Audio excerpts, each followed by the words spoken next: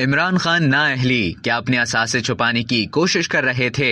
शाहजेब खानजादा ने कच्चा चट्टा खोलकर नए सवाल उठा दिए। तोशाखाना स्कैंडल सामने आया तो इमरान खान ने गैर मुल्की तहाइफ बेचने का एतराफ करते हुए कहा कि मेरा तोहफा मेरी मर्जी। पीटीआई चेयरमैन ने अपनी तकरीरों में कहा कि तोहफे बेचकर जो पैसे मिले उससे घर के बाहर सड़क बनवा दी, मगर इलेक्शन कमीशन को तहरीरी जवाब देने का वक्त आया तो सड़क का जिक्र गोल कर गए। जियो न्यूज के एंकर शाहजेब खानजादा ने कच्चा चट्टा खोलकर सवाल उठा दिए। शाहजेब खानजादा ने सवाल उठाया, क्या उन्होंने अपनी तकरीर में झूठ बोला या तहरीरी जवाब में झूठ बोला? क्या वो अपने असासे छुपाने की कोशिश कर रहे थे?